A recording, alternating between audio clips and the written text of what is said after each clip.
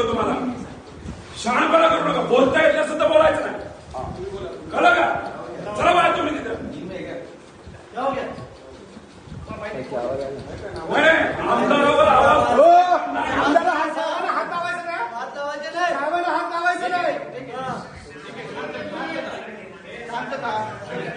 पोलिसांना सहकार्य केलं, पोलिसांनी नीट वागले. गोखले साहेब नीट वागलं पाहिजे, नीट बोललं पाहिजे ना. साहेबांना हात लावायचं नाही असं वाटतंय काय?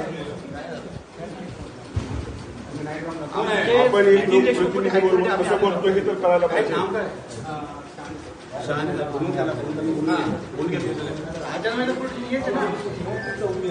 चौकी नाही पोलिसांना